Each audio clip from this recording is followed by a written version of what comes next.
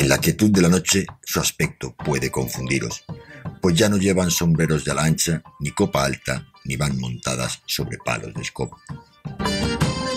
Pero hay cosas en la historia que nunca cambian: sus reuniones. Aquí empieza su particular aquelarre. Y ahora, ¿las vais a llamar brujas? Un programa de Marta Envid.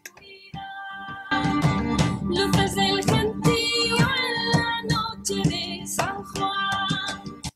En ocasiones la literatura y el cine han conseguido algo más que contar una simple historia. Como si fuera un hilo invisible, han sabido traspasar las letras y la pantalla, logrando que el horror, el miedo y la incertidumbre más profunda se instalen en cada rincón. Es por ello que hoy en Aquelarre Bostik vamos a recorrer los pasillos de un paisaje aterrador. Hoy hablamos junto a nuestro querido invitado Isra Gordon de la maldición del exorcista. Hoy nos movemos entre la fe y las creencias, entre lo real y lo ignoto. Bienvenido a Aquelarre Bostik, Isra. ¿Qué tal estás? Pues muy bien, muy contento de estar contigo. Súper agradecido porque me traigas a este espacio tan maravilloso y tan mágico. Y hablar de un caso complicado, porque es que además, yo no sé si sabes, y yo te tengo que avisar, que cuando, bueno, tú lo sabes, sobra, cuando hablamos de esta película maldita, pues las cámaras fallan, las grabaciones no quedan. Luego, si quieres, al final te explico algo que nos ha pasado en Ecos del Remoto. Cada vez que hablamos del exorcista sucede algo. Wow, pues tienes toda la razón. Bueno, pues nosotros tenemos aquí nuestro bosque preparado y quizá pues tengamos alguna sorpresa, nunca se sabe. Bueno, pues precisamente tú has dicho que trabajas en Ecos de los Remotos junto al compañero Álvaro Martín, de que aquí le mandamos un saludo. Además eres licenciado en comunicación audiovisual, locutor de radio, así que tienes también un bagaje en lo que es esto que nos apasiona de la radio, el misterio, la comunicación en general. Pues así es, sí, yo llevo bastante tiempo, soy de aquellos que quedaron alucinados por lo que el misterio podía aportar a la radio en aquellos 2000 y de aquellos que acabaron estudiando comunicación audiovisual porque querían hacer algo de esto, ¿no? Y aquí estamos. Esto que estamos aquí tú y yo hablando significa que de una manera o de otra lo hemos conseguido. Y tanto que sí. Bueno, antes de meternos en harina y aquí al tema que nos apasiona y nos atrae hoy, vamos a... Mira, ¿has visto en nuestro bosque la velita que tenemos de Aquelarre? Un poco de envidia, ¿eh? Me ha encantado cuando la he visto y la verdad que... Pues tenemos la vela, que es una colección limitada de Aquelarre. Está diseñada especialmente para el universo místico, ocultista, sensorial de Aquelarre, y además está inspirada en rituales, en personajes femeninos, en históricos, en símbolos de poder. Esta línea conecta con la energía de lo invisible, de lo intuitivo, y además es una vela de ruda exclusivamente hecha para nosotros y con espliego, con piedrecitas de ojo de tigre. Y lo más importante es que está hecha a mano en España, con cera de soja 100% vegetal, con aromas que no son tóxicos y además es vegano. Y ya te digo que esto es una maravilla que tenemos aquí en Aquelarre en exclusiva. Y también tenemos pues la colección de Wasmels, que has visto, mira, esto lo echamos aquí, se irá derritiendo. Lo hueles, Isra, lo hueles, qué bien, es maravilloso, ¿verdad? Bueno, pues si queréis tener vuestra propia vela de Aquelarre, solo tenéis que entrar en www.candelaris.com y en redes sociales están en Instagram y en TikTok como Candelaris. Así que además, ¿sabes qué, Isra? Tienen un código de descuento de un 10% en todos los productos de Aquelarre que compren. Pues luego hablamos. Candelaris y además, ya digo, Aquelarre 10 y tendrán un 10% de descuento. Así que siga encendida la llama de Candelaris en Aquelarre. Bueno, pues podemos decir que todo comienza, Isra, cuando William Peter Blatty, uno de los escritores maravillosos de terror, publica en el año 1971 pues un libro que podríamos decir que es un terremoto literario dentro del género de terror con un gran impacto, ¿verdad? Claro, bueno, el primer impactado ¿Sí? es él, ¿vale? Él cuando estudia en Georgetown se entera de esta historia. Hay que decir que luego lo comentamos, pero no era una niña, era un niño. Y él, aquello pues como se dice ahora, le vuela la cabeza, ¿no? Él realmente alucina con aquella historia que había sucedido muy cerca de él y con aquella historia que habla de un exorcismo absolutamente brutal, con unos diarios reales que aún a día de hoy se pueden consultar y con visos de que había sido algo real. Es decir, Madre es que estarás conmigo que no es lo mismo que te hablen de un exorcismo que sucedió en el siglo XV, claro, que te hablen de un exorcismo que ha pasado de manera coetánea casi a ti mismo, ¿no? Estamos hablando de finales de los años 40 cuando sucede este caso. Es que esto es antes de ayer en la historia. Claro. No estamos acostumbrados a esas posesiones, a esas creencias antiguas de que un demonio o un espíritu maligno se había apoderado de alguien, pero tan cerquita en nuestro tiempo es bastante chocante. Pero yo creo que muy pocas personas no habrán escuchado hablar de lo que es el libro del exorcista. ¿Y crees que es difícil llegar a transmitir lo que llegó a transmitir el autor? Es como ese horror, ¿no? Combinar ese horror sobrenatural con una voz periodística, ¿verdad? Totalmente, porque muchas personas pensarán que El exorcista básicamente es un libro de ficción, claro, y les tengo que decir que tiene más de crónica periodística claro, que del libro de ficción. Eso es lo que alucina cuando entiendes el caso, cuando investigas sobre el caso y cuando sabes de qué va el caso de ese chaval que se llamaba Roland Doe, ¿no? Sí. Y es que alucinantemente inventa muy pocas cosas. Lo que hace es cambiar personas, cambiar lugares y algunas situaciones. Pero el cómo sucede, el de qué manera sucede, es algo que la novela es muy fidedigna con el caso original. ¿Vale? Podéis recuperar los diarios del exorcista original, que ahora mismo se pueden recuperar muy fácil, están traducidos al castellano, y realmente tú pones la novela del exorcista y aquellos diarios, y tampoco podemos decir que Blatty inventara gran cosa. Es decir, claro, yo no le estoy restando ningún ápice en cuanto a la forma de escribir, porque el libro es maravilloso. El libro yo lo he leído varias veces, te tengo que decir que, luego te explico, sigo siendo más, me sorprende, me alucina, me da miedo la película mucho más que el libro, pero el libro tiene unos detalles, el libro habla de unas cosas que me parecen absolutamente brutal. Yo lo tengo en una de sus primeras ediciones, además con una tapa verde, de color verde, muy llamativa, y de hecho es uno de los libros que yo creo que no pueden faltar en ninguna biblioteca, ya te gusten este tipo de temas, como que no, ¿verdad que sí?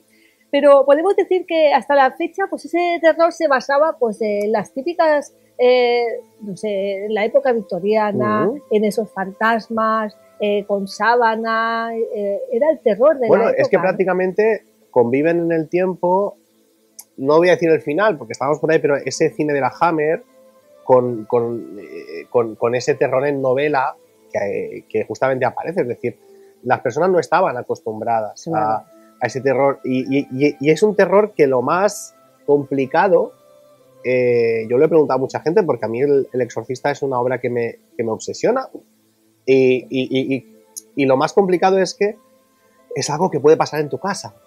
Es decir, pasa dentro de tu casa, dentro de tu intimidad, y algo mucho peor, dentro de tu propia familia. Totalmente. Y eso es lo que hace del exorcista pues que sea un terror diferente. Claro. Un terror diferente. La verdad es que es espeluznante. O sea, fue totalmente un impacto en la sociedad, ¿no? Y William Peter Blatty se inspiró pues, ese caso de posesión, ¿no? Pero ¿qué le pasaba realmente al protagonista de esta historia? Bueno, pues el protagonista original, hablamos de un chaval... ¿Es un nombre real? Bueno, Roland Doe hace bien poquito hace pocos años descubrimos que no era su nombre real, porque estamos hablando de una persona que había estado ocultando quién era durante mucho tiempo. Hace poquitos años, no te sé precisar, hace 2, 3, falleció, se descubrió algo alucinante, y es que este hombre, Roland Doe, era un ingeniero de la NASA, era alguien que trabajaba. Esto es absolutamente real. Wow. Y a su muerte, con más de 80 años, pues bueno, hizo público que era él el niño de esa posesión. Qué casualidad que tenga algo que ver con el mundo misterioso, porque la NASA no deja de ser un misterio en sí mismo, y eso hace bien poquito que se acabó descubriendo. Y es algo que me parece brutal. Bueno, pues hablamos de un niño que tiene una pérdida familiar. Eso también aparece en la novela de alguna manera. Una pérdida familiar con un familiar con el que había hecho espiritismo. Este niño había hecho prácticas de Ouija. También es verdad que nos lo podemos tomar de una manera un poco tremenda, pero es que la Ouija en ese momento estaba muy de moda, era un juego de mesa. Sí, totalmente. A principios del siglo XX, bueno, se vendían jugueterías, sí. era... Mattel, básicamente sí. Mattel era quien nos ha hecho, hay alguno que lo colecciona, ¿no? Sí, totalmente. Pues había jugado, bueno, había aprendido ciertas técnicas y hay quien dice pues que todo vino de ahí. Yo ahí ni quito ni pongo. Pero empieza a tener, bueno, pues, a encontrarse mal, empieza a tener ausencias, empieza a pasar todo el proceso que ya conocemos. Y bueno, pues evidentemente la familia pide ayuda. Pide ayuda, en primer lugar, aquí vas a pedir ayuda a la medicina. Claro. Y luego pues acabamos pidiendo ayuda, pues que eso me alucina a los jesuitas. Ostras, los jesuitas, es que no pueden ser otros, ¿vale? Muy poca gente ha hecho el análisis de por qué, ¿no?, los jesuitas. ¿Y por qué los jesuitas? Los jesuitas son dentro del cristianismo, serían la orden que está un poco más alejada de ciertas tendencias esotéricas. Dogmas. Claro, ellos defienden la ciencia, ellos defienden, la mayoría de ellos, igual que aparece en la película, tienen carreras universitarias, se dedican a ciertos aspectos, hablamos de médicos, abogados. Un jesuita es alguien que cree, pero que antes de nada, pues su razón está ahí. Y me alucina ese hecho, porque si hubiera sido otra orden cualquiera, o si estuviéramos hablando en Estados Unidos algún pastor evangélico, pues a lo mejor el tema del exorcismo pues nos hubiera pasado un poco, bueno, pues a lo mejor entra dentro de lo probable que acaben haciendo un exorcismo, pero con los jesuitas no. Y se narra, se explica en la historia que tuvieron al niño en observación varias noches en un hospital de San Luis. ¿Sí? Y la cuestión es que después de varias noches hubo una en especial en la que ese crío empezó a escribir con extrañas formas sobre su propia piel algunos mensajes. Madre mía, esto es escalofriante total. Claro, uno de los mensajes era una X, a lo cual en los diarios de los que te hablo, la interpretación que se le da, y ni quito ni pongo, es que probablemente estaba poseído de 10 demonios diferentes. Bueno, esto también, es bastante común. La gente piensa que es un demonio y ya está. Normalmente, en los casos de posesiones que yo también he podido estudiar o conocer, son siempre más de uno, pero claro. Lo que pasa es que el caso de Roland Doe es la diferencia con el caso de Regan, ¿sí?, es que sí que tenemos un exorcismo con un protocolo muy claro en el libro. Sí. Un exorcismo que tiene pues su subida y su bajada, tiene absolutamente todas las partes, eso está brutal, pero en el caso de Roland Doe no. En el caso de Roland Doe nos encontramos con una iglesia que no tiene ni idea de cómo hacer ese exorcismo, con unos jesuitas que en el diario se explica que la última noche, cuando todo se soluciona, estamos hablando de 6-7 jesuitas sobre la cama del niño, atiborrando ese cuerpo de cruces, de reliquias, de cualquier cosa que tuvieran a mano que tuviera que ver con la con la fe católica, empezaron a pedir intervención, esto me parece apasionante, del arcángel San Miguel, Wow. y es cuando todo acaba, es cuando el niño recupera su estado normal, ¿sí? y cuando declara lo siguiente, declara, que eso me parece brutal, ¿Sí? que ha sido testigo en tercera persona de una batalla entre un arcángel y un demonio. Wow. Es brutal. Se me pone la piel de gallina. No, o sea, totalmente. Es que yo creo que, lo he dicho antes, ¿no? Pero tanto el cine como el libro y después la película, realmente nos hace cuestionar, o creo que la gente por lo menos se cuestionó si realmente existía lo sobrenatural. Claro. Hasta ese momento quizá, bueno, historias de fantasmas, espiritismo que estaba de moda, ¿no? El intentar comunicarse con los seres fallecidos, queridos, que a ver si es verdad que existe ese más allá a través de ese espiritismo, las mesas parlantes, la Ouija, como bien decíamos, pero hasta la fecha... Bueno, Marta, pero tú no crees que, mira lo que te voy a decir, ¿no crees que yo tengo una teoría, esta te la voy a decir hoy, ¿Sí? y es que yo creo que hay un porcentaje muy pequeño de personas que dice que no creen en algo. Todos, o más o menos, muchas personas nos dicen, yo no creo, yo no tal, no comulgo con estas cosas, pero cuando se nos presentan ciertas cosas, tú lo sabes, sí, de repente nos amarramos al primer amuleto que veamos. Totalmente. Eso pasa. Totalmente. Y en el caso del Exorcista, tú fíjate, ¿no? Si ya nos vamos a la película, o sea, te estoy diciendo que, por ejemplo, aquí en España, y hace bien poquito lo explicamos en un directo en Ecos de lo Remoto, Sí. hemos encontrado, se relatan casos, aquí en Barcelona, Sí. de sacerdotes bendiciendo un cine antes del estreno. Ay, es que claro, Claro. no me extraña, no Entonces, es para menos. ¿eh? claro. Eso es la superstición de una película sobre el demonio, sobre el diablo, sobre posesiones. Vamos a curarnos en salud, ¿no? Claro. Es claro, Somos supersticiosos por naturaleza. luego sí que hablamos de la peli, pero yo te sigo pensando, Sí. y lo creo firmemente, es que esa película tiene algo. Totalmente. Yo también lo pienso y realmente creo que en parte es como una maldición. Entre comillas, o como lo queramos llamar, pero yo creo que es como una maldición. Si es que, en cierta manera, pues, es que al final las cosas caen sobre su propio peso. Y yo creo que pasar de las letras al cine fue el remate. No sabemos si a William Peter Blatty, escribiendo El Exorcista, tuvo en su casa pues algún tipo de fenómeno o algo, pero sí que es cierto que Blatty no suele explicar nada de eso.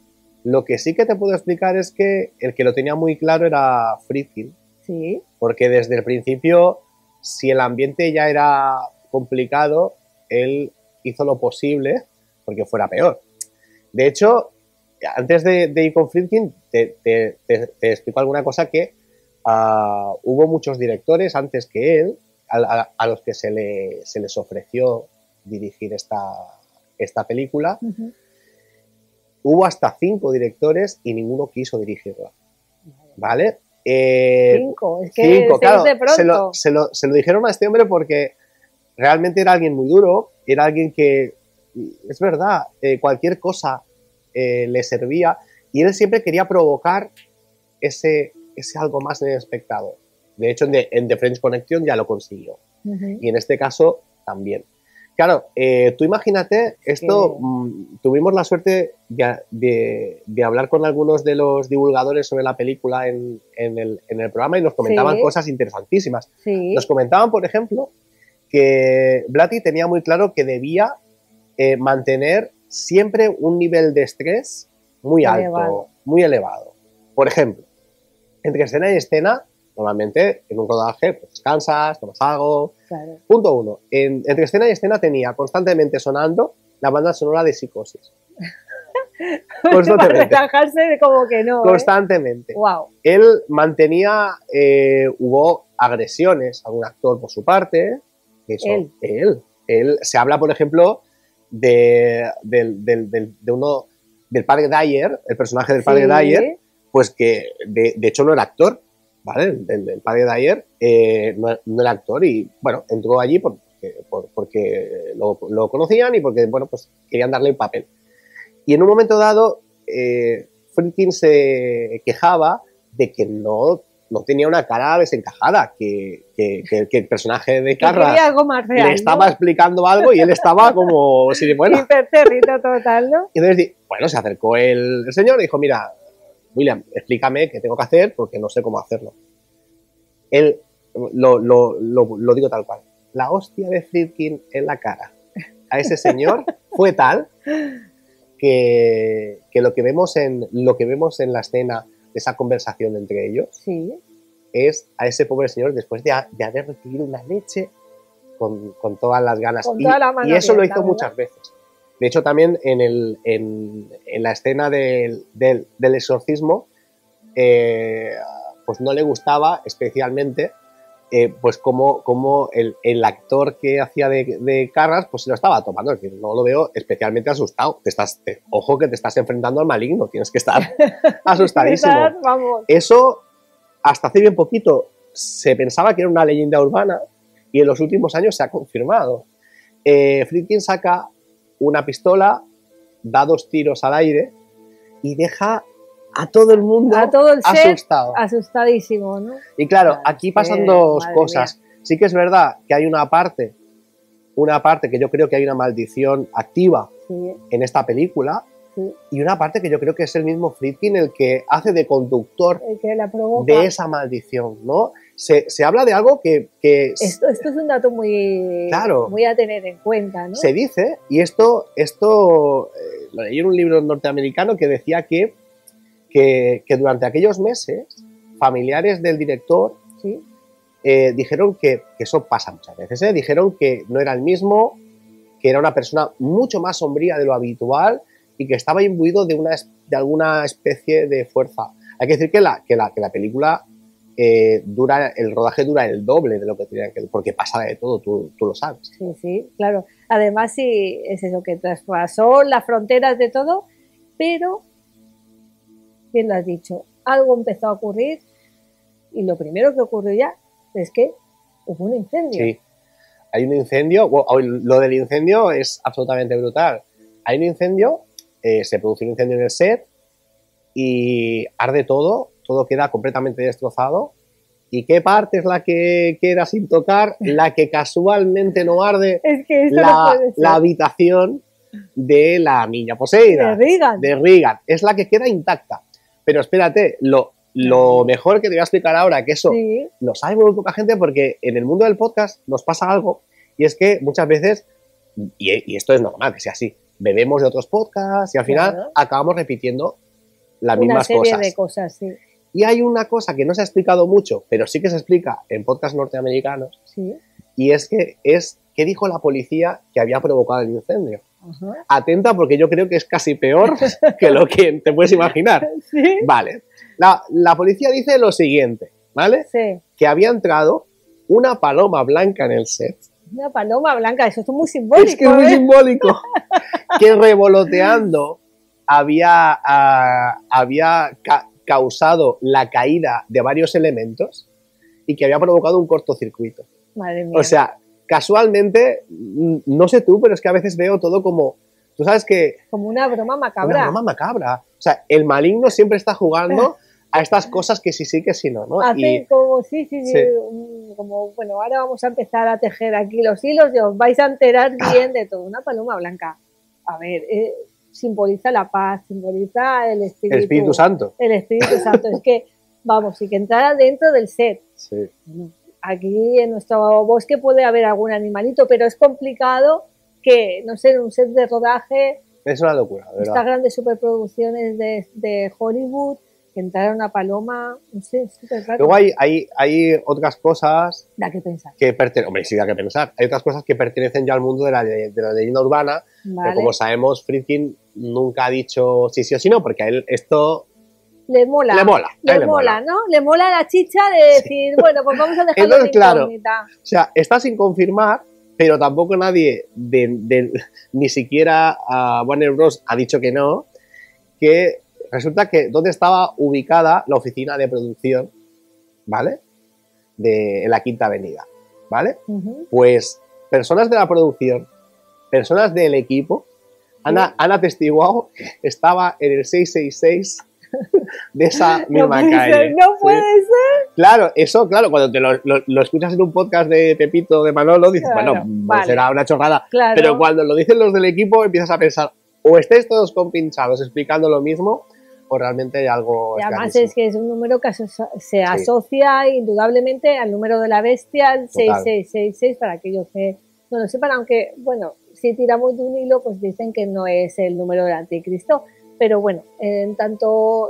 bueno, pero si tú fueras un ente maligno, hombre, que quieres que te entiendan, pues lo haces, claro, fíjate, aprovecharías, ¿no? Otra película, vamos, que para mí también es muy buena, que es La Profecía, con el 666, el niño aquí grabado en el Damián. Es total, otra película que se las trae. Un día podríamos hablar también de La Maldición de Damián, de La Profecía. Sí.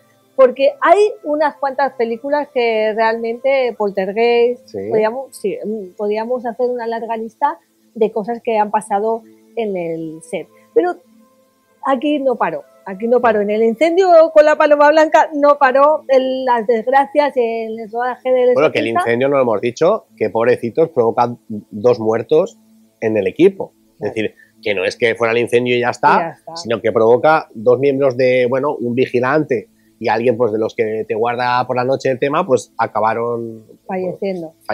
Claro, es que se cobró varias víctimas, no solamente estas 2 personas, sino que hubiera muchos más.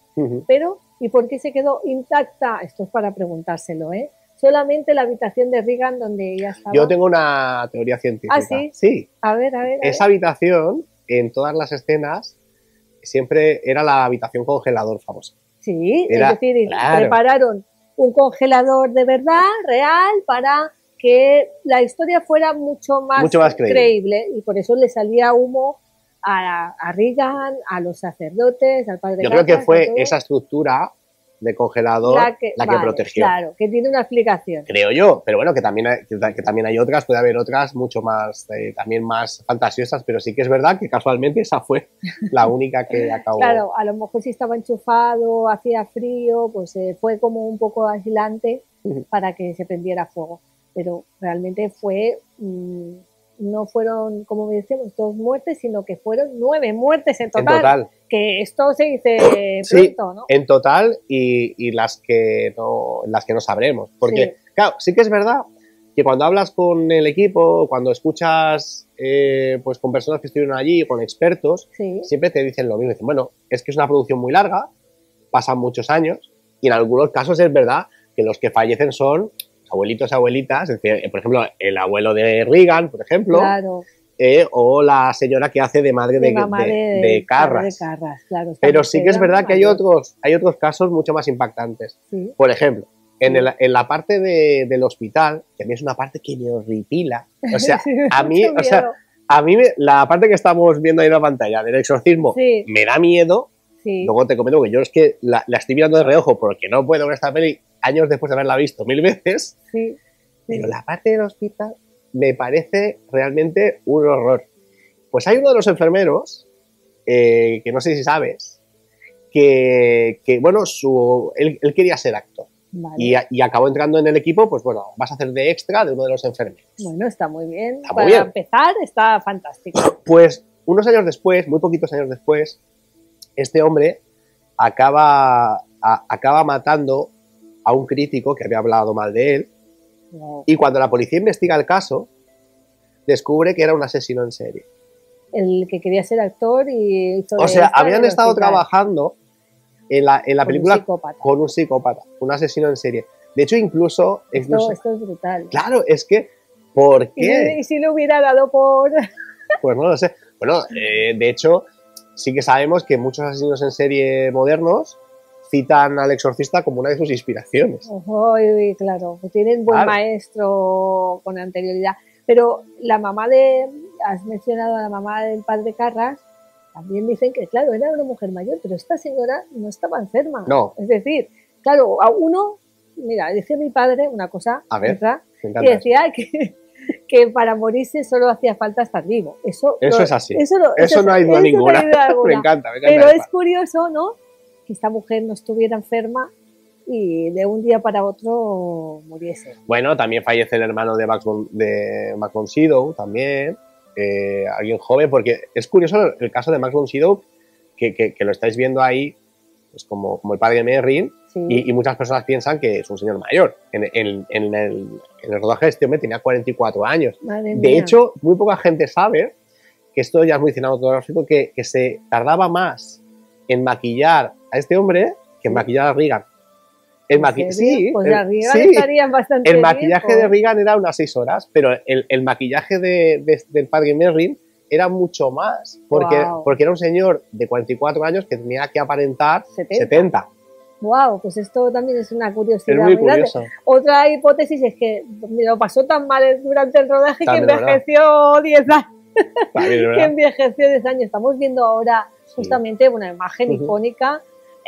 Madre mía, para mí sigue siendo la peli de terror preferida, la que todavía me da miedo. Tú lo has dicho también, que todavía te da miedo. No, me da mucho miedo. A mí es que yo no la vería solo. No, yo la he llegado a ver sola, no. Mira que, o sea, es que te puedes imaginar, he visto películas de miedo muchísimas, he visto, o sea, me apasiona el terror, pero esta es una peli que no acaba cuando acaba la peli. Te persigue para toda tu vida. Te persigue, y además la banda sonora y esa cara también de Mike Oldfield. Wow.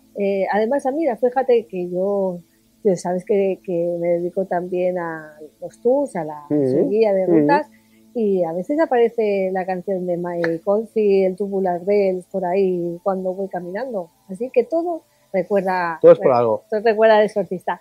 Bueno, ahora en serio, quizá todas estas muertes alimentaron profundamente pues y el pensar por lo menos que algo oscuro estaba rondándoles en ese set de rodaje, en cierta manera, ¿no?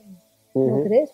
Bueno, sí que había algo y de hecho, digamos que llega un punto que el director no tiene más remedio que ofrecer una solución al equipo, porque pese a que a Friedkin le iba muy bien ese ambiente, llega un punto que el ambiente es irrespirable. Llega un momento en que hay personas incluso que deciden que no quieren volver, que yo no quiero volver. Y el caso es que contacta con un jesuita para que haga un exorcismo. Pero otra vez un jesuita. Otra vez un jesuita. Qué curiosidad, ¿no? Sí. Otra vez un jesuita. Claro, él contacta con este hombre y este me dice, mira, perdona, para que veas cómo son los jesuitas, son personas que no hacen las cosas porque dicen, mira, no vais a hacer un exorcismo en el estudio porque va a contribuir a que los compañeros de rodaje estén peor. Claro. Entonces, lo que decide es hacer una bendición, que es diferente, ¿vale? De hecho, y esto es súper interesante, ahí de hace 5 años hay unas imágenes que hay quien no sabemos realmente si es algo creado para la ocasión o son imágenes reales del rodaje. Se filtraron unas imágenes de la supuesta bendición de este hombre. Eso lo puedes descargar o puedes ver. Qué bueno. Y esas imágenes de esa bendición se puede apreciar varias personas del equipo con la mirada muy perdida y haciendo aspavientos como muy raros. Y claro, la cuestión es que se han analizado y no se ha logrado encontrar pues el fraude. O sea, el fraude no se ha visto. Eso no significa que no lo sea, ¿eh? Claro. Es decir, que no era una fabricación actual. Pero sí que es verdad que eso sí que, sobre todo en Reddit, que es una red a la que entro mucho para mirar estas cosas, en Reddit apareció y como mínimo era interesante. Si no es ese momento original, como mínimo creo que nos da una idea de cómo pudo ser. Claro, y además no solo eso, sino que al final el ambiente que se generó en ese set de rodaje contribuyó ya a que todo varía, a que mira, pues hasta llamar a un sacerdote de verdad para... No, pero es que estaban realmente, como decimos aquí, de los nervios. Claro. Mira, Ellen Burstyn, la que hace de madre de Reagan, tenía una línea en el guión en el que ella asumía la realidad del diablo. Directamente en el guión decía, creo en Dios, creo en el diablo. Y se negó profundamente a decir ese creo en el diablo. Dijo que no lo iba a decir jamás. Wow. Jamás. Y estuvieron, porque Friedkin no era un señor fácil, estuvieron un par de días debatiendo sobre ello. No pienso grabar esa escena si no eliminas esa frase. Porque ella estaba convencida de que algo maligno había. De hecho, no hacía mucho, se había roto la espalda prácticamente. Es decir, hay una escena... Es verdad, porque sí, otra de las cosas que se habla sobre todo es que tanto ella como Regan se hicieron daño de verdad durante ese rodaje. Se hicieron mucho daño. Bueno, ya no hablemos, después sí que hablamos de cómo pues, Linda Blair quedó marcada de por vida. Pero en el caso de Ellen Burstyn había una escena que no sale en el metraje original, ¿sí? En el que esta mujer, bueno, pues se le da un manotazo y acaba contra una pared. Y entonces en esa llevaba un arnés que la protegía del golpe. Ese arnés no funcionó. El arnés no funcionó, una casualidad que no funcionó. Se soltó, ¿no? Y acabó con la espalda. De hecho, se habla de que tuvieron que parar el rodaje unos meses. Porque no, por lo menos sus partes, porque no había manera. Esa mujer necesitaba descansar y no fue una lesión pequeña. En el caso de Regan, que estamos viendo en pantalla, ¿sí? Pues esas convulsiones. Sí. Porque hay que decir que Linda Blair, para su edad, era una actriz que no... era una actriz novel, prácticamente. Pero que no dijo no a nada. Que no se negó no, estaba dispuesta absolutamente a todo. Hay escenas, evidentemente, que no hizo ella. La famosa escena crucifijo era una doble mayor de edad, pero que la mayoría de escenas que vemos es Linda Blair, que vamos, para mí se podía llevar todos los Oscars del mundo, porque es alucinante. Claro, en esa escena llevaba en algunos momentos que era agitada, llevaba un protector de espalda, sí. Y tampoco funcionó. De hecho, sí. hay que decir que Linda Blair en la actualidad, sí, sigue teniendo esa lesión. Linda Blair nunca se ha recuperado. De hecho, esa lesión degeneró también por ciertas compañías, pero acabó degenerando, el dolor ya sabes lo que es, acabó degenerando en una adicción que hizo muy difícil que saliera el hereje que salió después. Claro, es que la cuestión es que también afectó a su vida personal, a adicciones, no solamente a calmantes, bueno, sino... Sabes que además Friedkin ve el potencial de la película y embarca a la niña y a algunos más del equipo a hacer un tour por Estados Unidos de presentación. Y la cosa es tan complicada que la misma Warner acaba pagando unos guardaespaldas que estuvieron con Linda un año prácticamente. No. Porque podía ser, grupos cristianos la estaban acosando, grupos pseudo satánicos, que aquí yo ya me los quiero un poco menos, también, y realmente estaba recibiendo por todos sitios. Claro, pobrecita. Al final esto, bueno, ahora parece que se ha rehecho un poco, pero ese estigma, nunca mejor dicho, la acompañará siempre. Porque yo creo que ni ella misma se imaginaba lo que iba a pasar. Bueno, sabes una cosa que no sé si te pasa a ti, a mí esa cara maquillada del demonio que ahora vamos a ver, sí. A mí cuando, por ejemplo, para este programa, sí. Que pues, he hecho algunas búsquedas, he mirado algunas cosas, lo típico que buscas en Google, El Exorcista, sí. Intento evitar Google Imágenes, claro. Porque esa cara me sigue provocando mucho miedo. Es que tiene, ese maquillaje esa mirada, alucinante. Esa mirada pues no es solo a nosotros. Linda Blair tiene una de las fobias más potentes que tiene, es que nunca tiene espejos en su casa, porque no se quiere mirar al espejo. Por si acaso...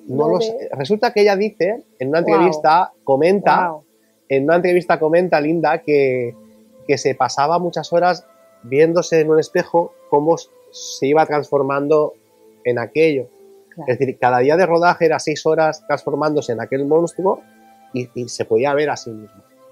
Y dice que desde entonces pues acabó teniendo una fobia a los espejos y que no tiene espejos en casa, evita los espejos cuando los ve y no quiere absolutamente. Mira, ahora lo estamos viendo. Sí, estamos viendo. Es ahí está sonriendo. Absolutamente terrible, claro. Wow. Pero en cierta manera es un trauma eso. Sí. Es un trauma de evito espejos para no vaya a ser que en vez de mi cara vea la imagen de la niña Regan. Pero es que no fue ya la única. De hecho, las personas, algunos grupos cristianos ya extremistas acusaron había una leyenda urbana, acusaron a sus padres de haber hecho un pacto con el demonio. Wow. Esto se llegó a publicar en diarios católicos. Hay diarios católicos que publican esto como noticia, que es lo que es alucinante. Pues la verdad es que sí. Y hay personas que van a increpar a increpar a ella y van a increpar a sus padres porque supuestamente, según ellos, esos padres habían conseguido el papel de esta niña y esa promoción de lo maligno, pues gracias a un tipo de pacto. Wow, madre mía. De que esto debe ser bastante complicado, complejo. Yo no me lo... evidentemente es de las cosas que menos compro de todas las que os estoy explicando, pero sí que se dijo y se comentó. Claro, porque aquí estamos topando con algo que toca directamente a la iglesia y a unas creencias determinadas, ¿no? Sí, bueno, el tema... a la fe de las personas directamente. El tema de la iglesia es otro tema, es otro tema porque yo creo que no ha habido película, ha habido algunas religiosas que han causado sensación, ¿no? O sea, hablamos de la Pasión de Cristo, por ejemplo, pero en este caso yo creo que no ha habido una película que causara un cisma más bestia en la iglesia. Es decir, la iglesia la ve de dos maneras diferentes. Hay una parte de la iglesia, esta sería, yo sin pertenecer a ella, pero sería mi opinión, ¿vale? Mi opinión es que probablemente habla de la fe. Habla de cómo la fe puede acabar venciendo algo, ¿no? Sí. En el caso de la otra parte, hablaban de la película como una promoción del mal, como que de alguna manera se estaba promocionando, y ya sabemos que los 80 fueron años en los que ese miedo a lo satánico, el Satanic Panic, entró a saco, ¿no? Sí, además se volvió como una cultura pop. Total. Una cultura pop en la época de los satánicos, grupos satánicos, Aleister Crowley y un montón de películas de terror que hicieron, pues eso, las delicias de muchos, muchos, la verdad es que sí. Pero bueno, al final caló profundamente, y yo no sé, ya te digo que consciente o inconscientemente, yo no sé si fue así, pero pasaron más cosas en ese rodaje. A mí una de las partes, perdón de corte, que más me alucina es la parte de la actriz de voz. La actriz de voz del Exorcista, Mercedes McCambridge, era una actriz de doblaje muy buena, era alguien pues que había doblado de todo y que tenía una voz portentosa. Ella se da cuenta, porque estamos en un momento que los efectos sonoros no eran lo habitual. Ahora es verdad que tú te grabas tu voz por un programita sencillo, le metes filtros y consigues lo que quieras, pero en aquel momento no era así. Es decir, lo que sonaba es lo que había. Y entonces esta mujer decide emprender una dieta a base de cigarros y alcohol. No, esto es real. Ella sabía que tenía que destrozar su voz para acabar siendo el demonio de la película. Wow. Y destroza su voz. De hecho, hay algunas imágenes de esta mujer hablando a cámara y veis una señora mayor hablando como el demonio de la cinta. Pero es que se le quedó, claro. Luego el logopeda se tuvo que gastar esa voz no la recuperó nunca. Y de hecho... No la recuperó jamás. No, jamás. De hecho, uno de los momentos más tristes es cuando, muy poquitos años después, su hijo tiene podemos decir, un brote esquizofrénico extraño que no venía de nada y acaba con su familia entera en bloque. Wow, estamos hablando del hijo de Mercedes McCambridge. Sí, esto es pues una sucesión de esa maldición total que estamos hablando. Pero es que no deja de ser curioso, ¿no? Es que estoy alucinando ahora mismo. Lo digo porque esa mujer ya no fue la misma, no recuperó su voz, que eso ya es un cambio radical bestial, y también la esquizofrenia de su hijo, ¿no?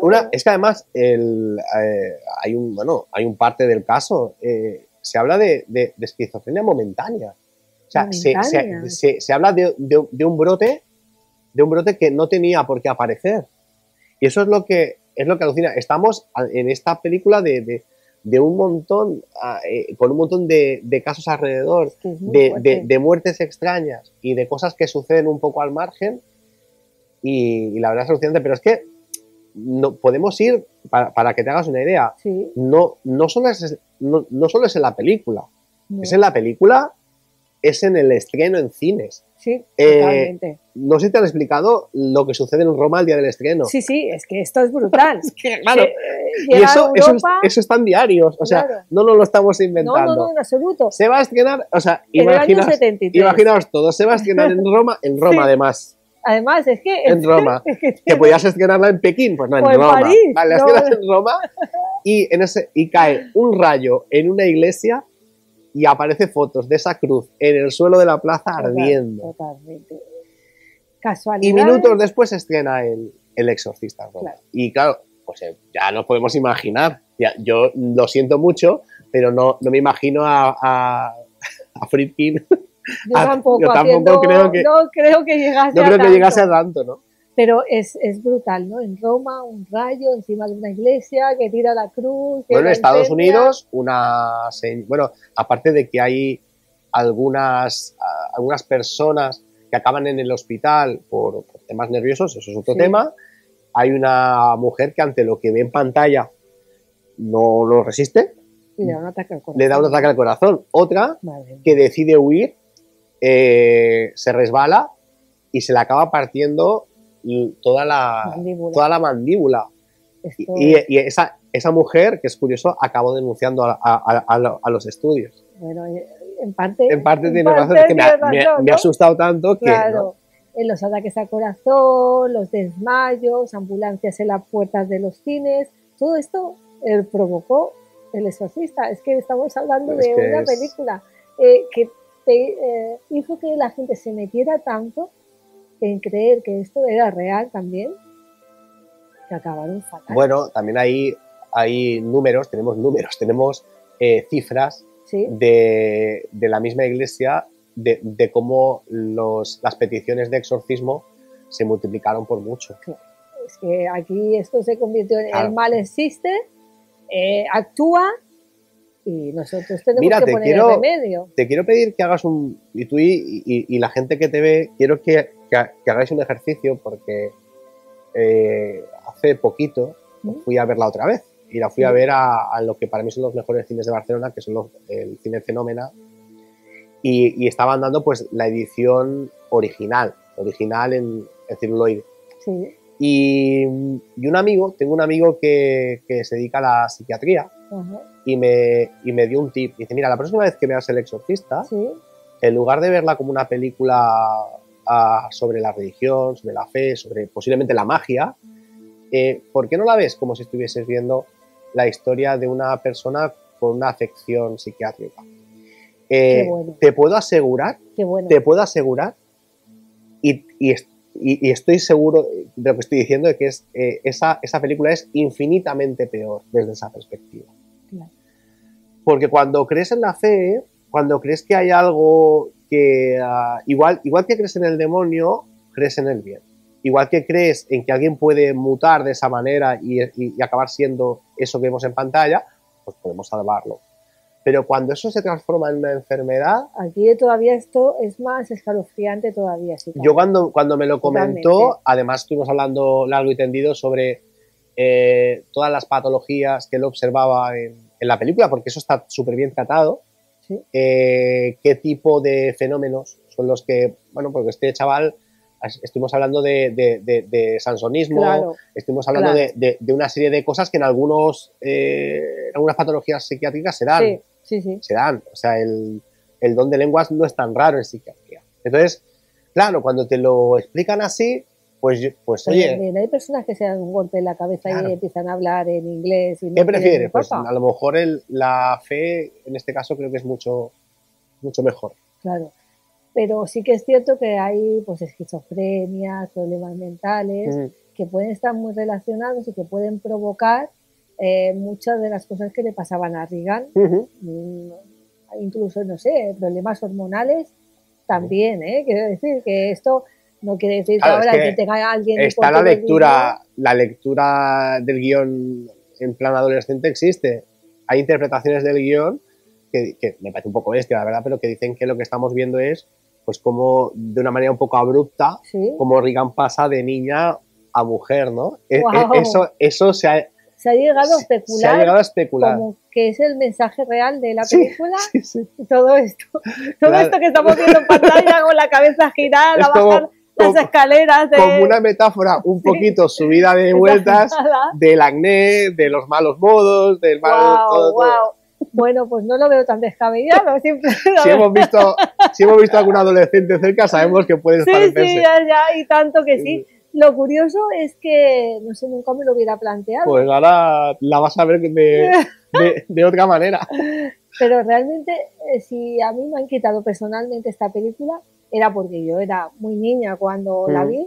Y no solamente eso, sino realmente te planteas si existe realmente algo demoníaco, algo que va más allá de nuestro entendimiento, algo que puede cogernos y actuar a su voluntad.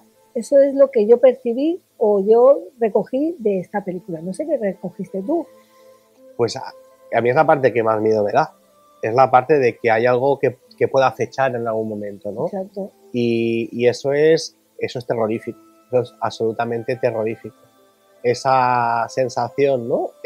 Por eso te digo que sigo pensando que es una película pro-católica. Porque el miedo puede decir, pues mira, de hecho es lo que les pasó a la mayoría de actores de la cinta, que acabaron siendo todos, pues bueno, iban todos los domingos a misa. Linda Blair actualmente es muy promotora de estos temas, ¿no? Claro. Y por lo menos me imagino pues para buscar cierta seguridad y esperanza de que todo va a ir bien. Claro, esto va a ir bien. Supongo que es eso, que entre todo lo que se acumuló ahí energéticamente de ellos mismos, toda esa tensión acumulada, ese estrés, el estrés también puede provocar cosas similares a lo que vivió Reagan, es decir, es que desmayos, vómitos, una serie, claro, verdes así. A mí, mira, hay un tema que me alucina, que es el tema de los tulpas, ¿no? ¿Sí? El cómo puedes crear tú mismo, claro. Puedes crear, gracias a la psique de unos cuantos, cosas, ¿no? Claro, es decir, mira, y hay lo que pasa es que no recuerdo el nombre, pero un investigador de los tulpas me alucinó porque yo no era gran creyente en esto, hasta que en uno de sus libros me explicaba un tema que me alucina. Dice, mira, un tulpa, para que la gente nos entienda, es una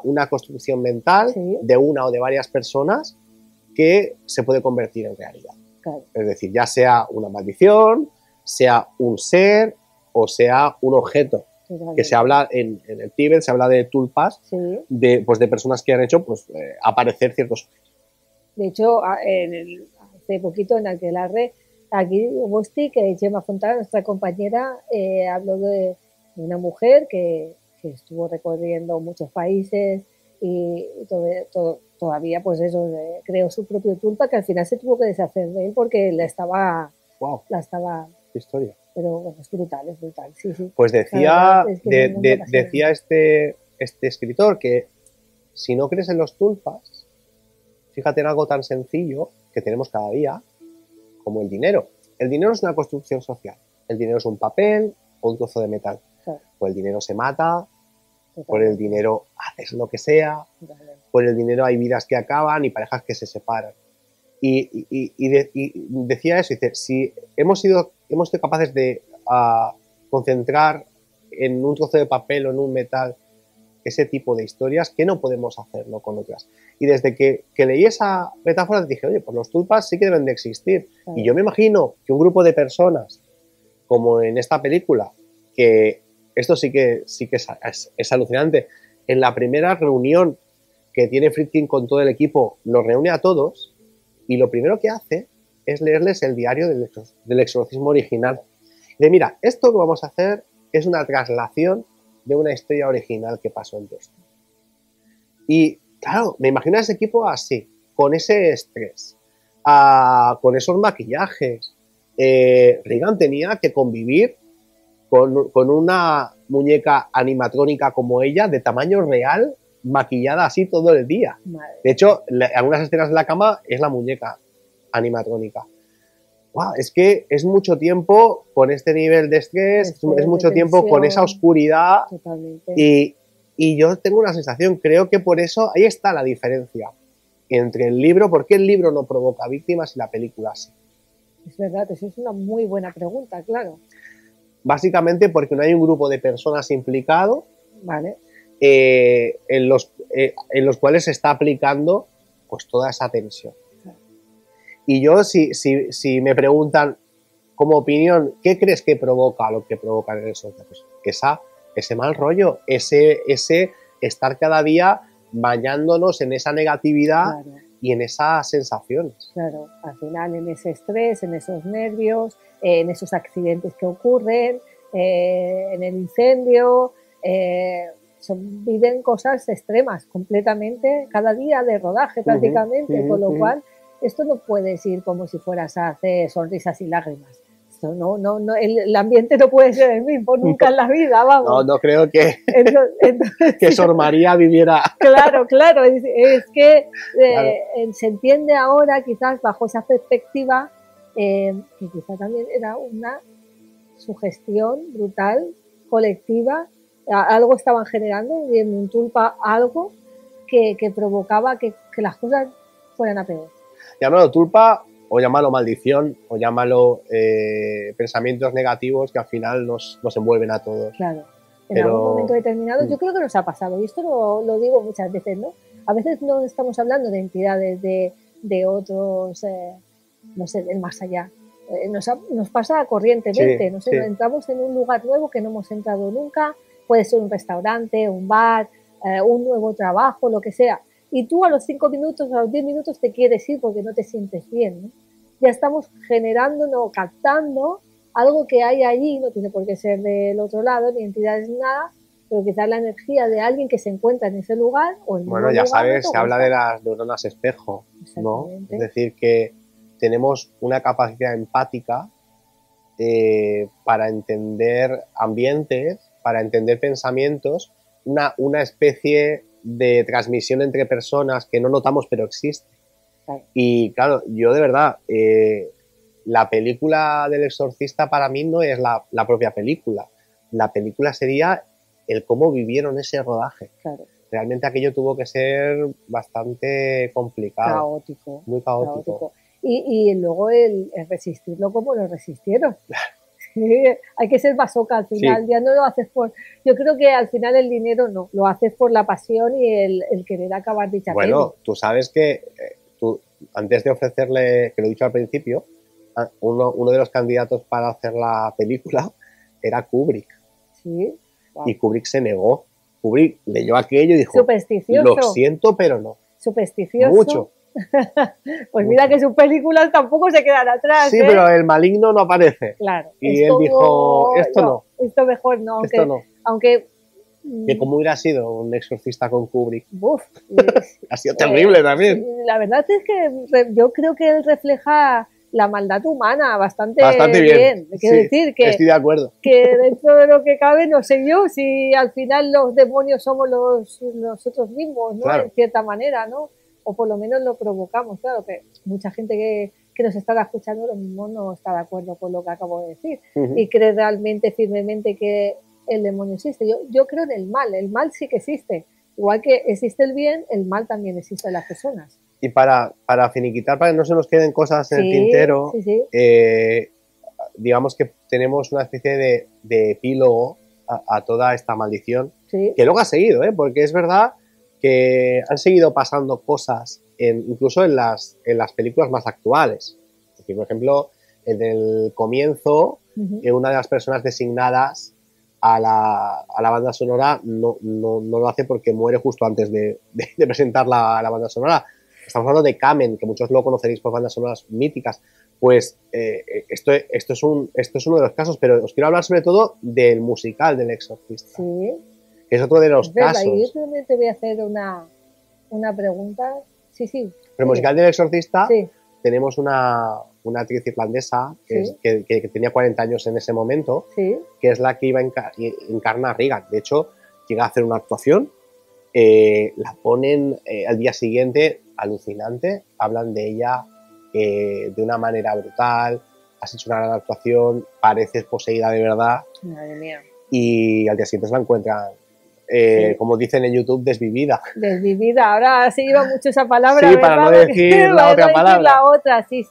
Es la misma actriz de teatro que la felicitan, ¿sí?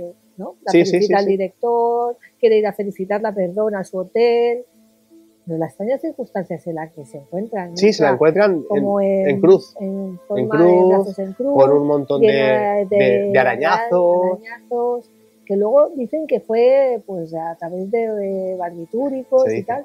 Pero bueno, que fue ella misma la que se provocó esa situación y según la autopsia, de manera deliberada. Es decir, no hubo nada externo. No. Ni vivo ni del otro lado. Lo que pasa es que lo más alucinante de esa obra de teatro, de ese estreno, es, y eso os animo, ahora que es muy fácil encontrar un traductor, da igual que no sepáis inglés, podéis buscar, es buscar las críticas y crónicas del estreno. La mayoría de críticos dicen literalmente que lo que ven allí es una poseída de verdad. Wow.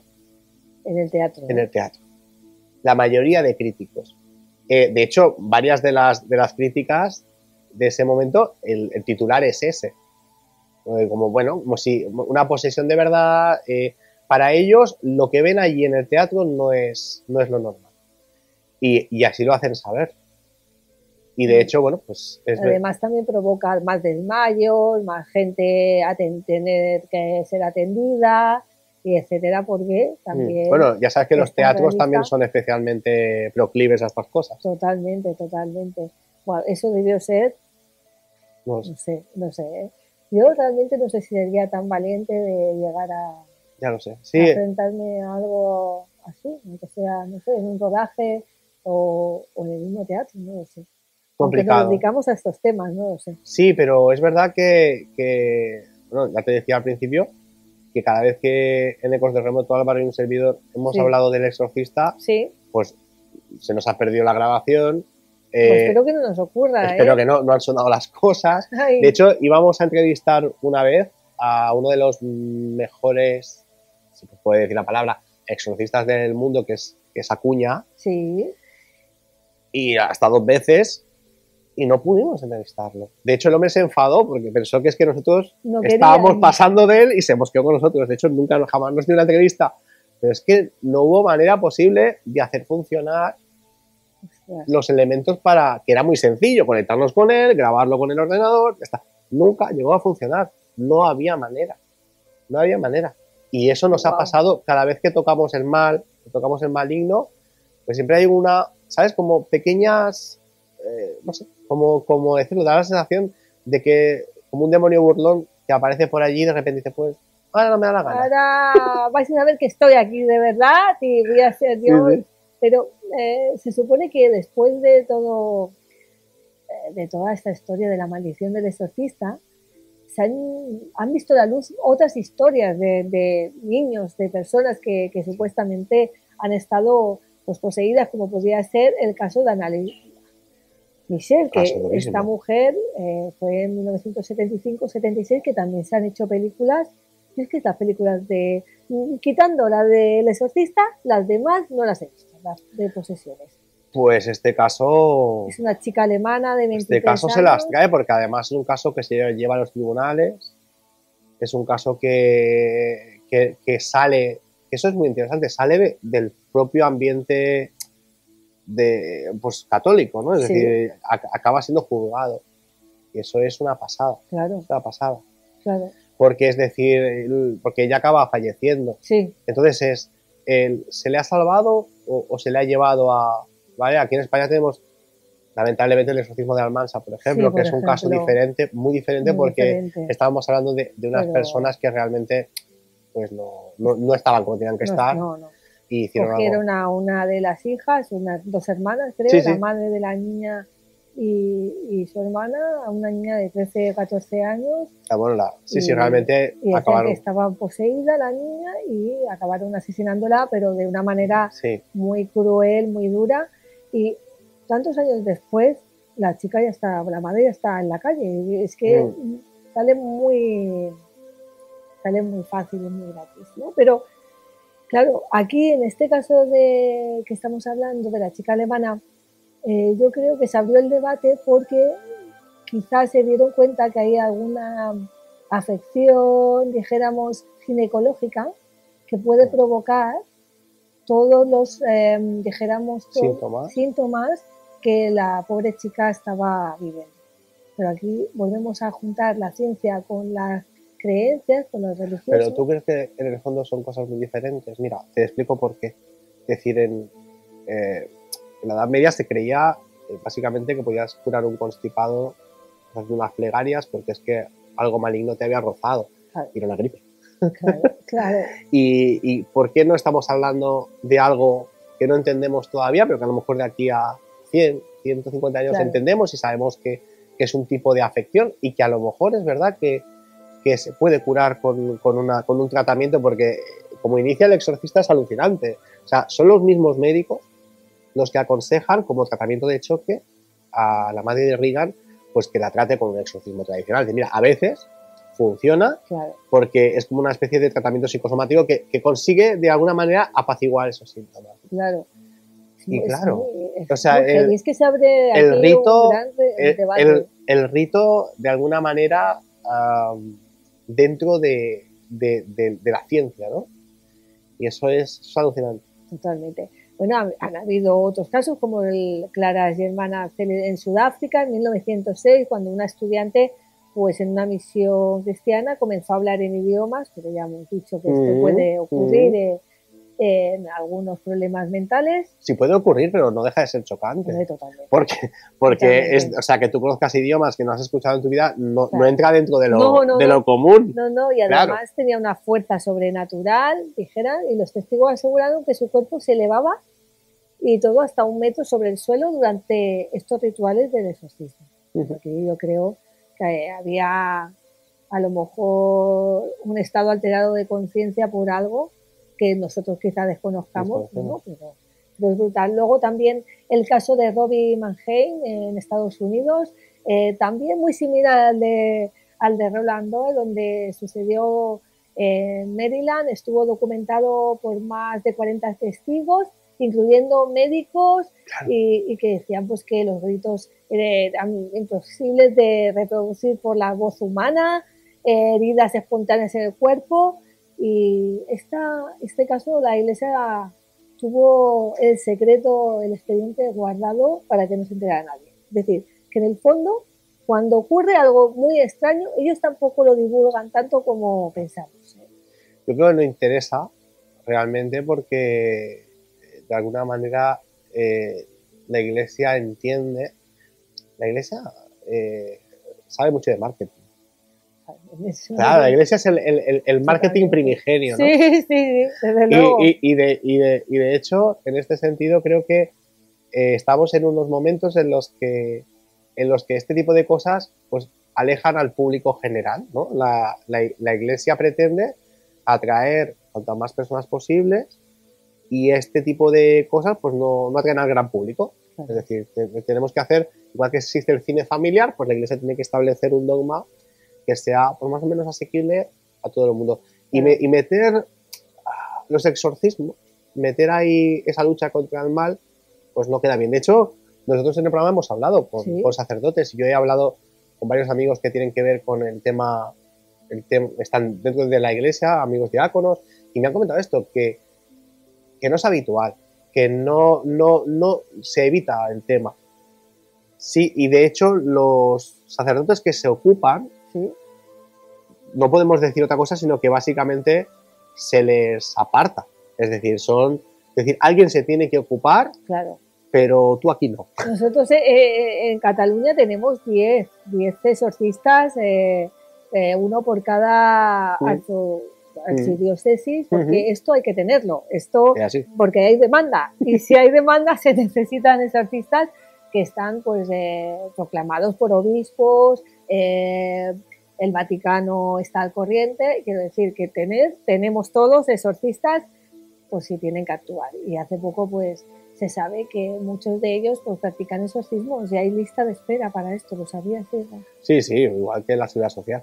Pues igual, pero para que te hagan un exorcismo, ¿no?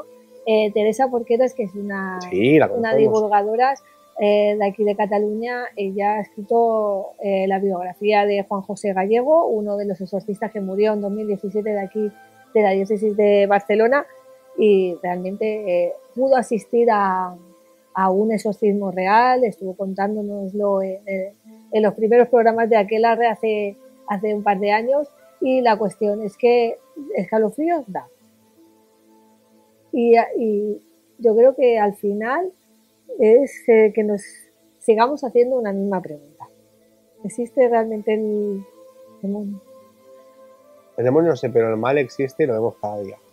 Y de hecho, pues solo hace falta poner las noticias ahora mismo y veréis que lo que digo es absolutamente cierto. Totalmente, ¿no? Totalmente. El mal existe y existe en formas pues, que no nos imaginaríamos. Es decir, que esa fuerza maligna puedan en momentos, pues de alguna manera condensarse en algo concreto, eso ya no lo sé.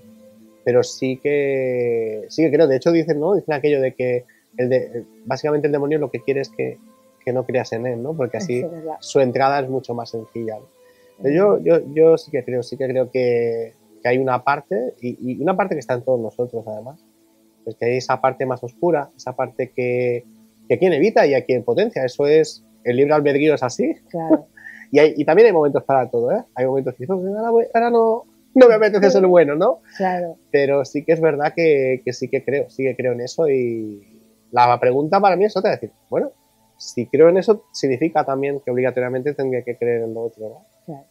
Y eso es lo que te decía al principio, es decir, todo el mundo al final creemos en algo, necesitamos creer. Necesitamos tener algo a lo que agarrarnos, necesitamos la magia está presente cada día. Claro. Y lo único que hacemos muchas personas es intentar pues no hablar de ello, intentar hacer como si no existiera, porque la vida es más fácil. Claro. La vida es mucho más fácil si 2 más 2 son 4. Claro, totalmente. Y en eso estamos. Claro. Bueno, Isra, pues ha sido un placer. Para mí igual. Muchas gracias por haber venido a la hoguera de Aquelarre y introducirnos en ese mundo que es como un mundo paralelo de la maldición del exorcista que creo que merecía un programa y creo que merecía que fueras tú el que nos lo contase. Espero que hayas estado a gusto. Súper bien, encantado. Bueno, pues esta es tu casa para cuando quieras. Y nosotros solamente nos queda decir que pronto volveremos a la Aquelarre Bosti, pero solamente me queda deciros una cosa. Y ahora, ¿nos vais a llamar brujas?